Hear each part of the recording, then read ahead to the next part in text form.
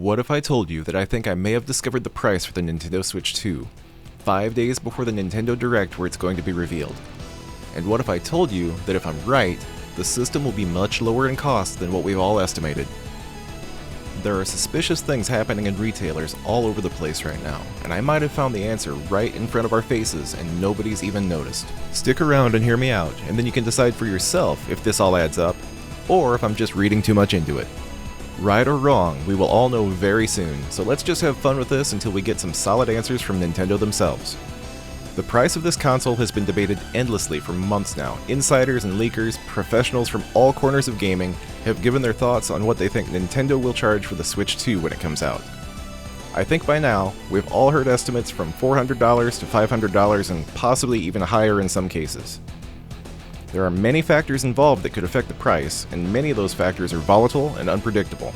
Sure, at least we don't have to deal with a chip shortage or a labor crisis like Microsoft and Sony did when they launched their last consoles, when a big part of the world was essentially just shut down. But other things remain a mystery here. We've seen glimpses of some technology that Nintendo appears to be using in the Switch 2, and they may have gone above and beyond with the feature set this time.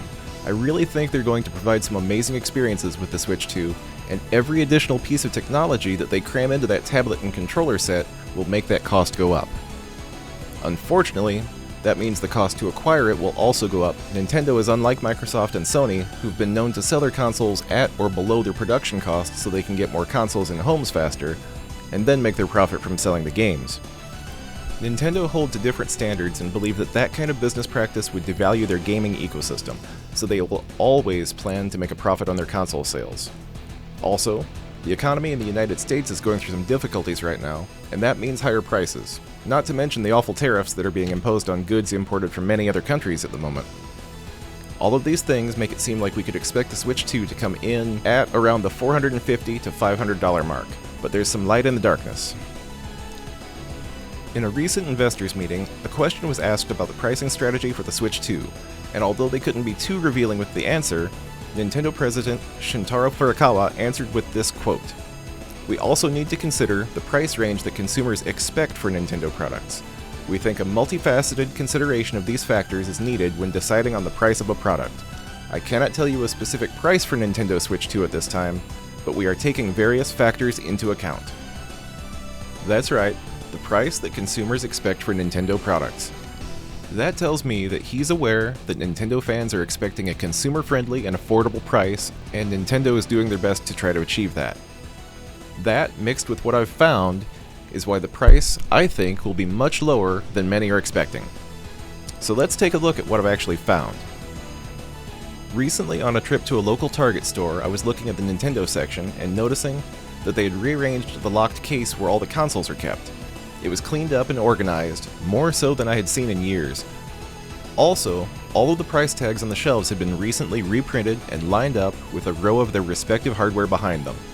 A row for the Switch OLED in white, the Switch OLED in black, the Super Mario Wonder Bundle, the standard launch day edition, all of it. But on the end cap, where all the new releases live, I found something out of place. You can see in this picture that they have the new games and a good selection of amiibos, but look in the lower left corner, that bottom shelf. Do you see where the Wind Waker Zelda amiibo is? And the Guardian just to the right? Well, the tag underneath that Guardian is special. Let's get closer. Here we have a look at the price tag for the Wind Waker Zelda amiibo, and just to the right, that's not the price of the Guardian.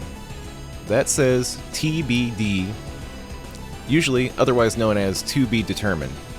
And the price there is $349.99. I looked at the numbers on the SKU, and I compared them to the SKU for the other versions of the consoles that were in the other case, and there was no match. I snapped these photos really quickly out of excitement, and then went away, assuming that I was just missing something obvious, or that it was probably nothing. But that brings me to part 2. Not long after that, the very next day in fact, I was in a Walmart, and of course, I took a moment to look through the video games to see if there were any good deals. I didn't find anything that day that could talk me out of my money, but before I walked away, I remembered my discovery at Target and decided to take a look at the Switch console case. Here, Once again, I found a glass case of consoles that had been very recently cleaned up and organized with everything lined up into neat rows. Fresh price tags, clearly displaying the information for each of them. But, look at the bottom shelf. Mostly empty, with Nintendo signs on display to make it look more full until product arrives to fill it. But wait, that bottom shelf has a price tag, and there's no product there. So let's get a closer look. You can tell that it says TBD again, and once again, a $349 price point. It seems odd to me that two different retailers have placeholder tags on empty shelves that indicate a product with unknown information. Now, admittedly, I'm not familiar with the inner workings of either one of these retailers, so there may be many of you out there that may see this and be able to tell me if I'm coming to a legitimate conclusion or if I'm just out of my mind on this whole thing. It's hard to know sometimes. Realistically, it doesn't make much sense to me that these retailers would have price tags on their shelves for an item that we can't expect to see on the shelf for a couple of months to come yet. We know we're going to get the price this coming Tuesday, but the release date, most people I think are expecting to be in late May and sometime in June. So why would the price tags be on the shelf already? But nonetheless, here we are with two different retailers with the same tag, the same information, and nothing to back it up. So what are we looking at? I'm willing to accept that my imagination may be carrying me off into deep, deep tinfoil hat territory right now. But right or wrong, I've had a lot of fun finding these coincidences and trying to figure this out, and I hope you're as intrigued by all this as I am. Whether the Switch 2 actually could come in at a price tag of $349.99, or if it has to be $500 plus, either way, I'm still going to be there for it day one, but I'm hoping for the best for all of our sakes. I would love to hear your thoughts in the comments. Have you seen any of this stuff in your local stores? Let me know. Thanks for watching, see you next time.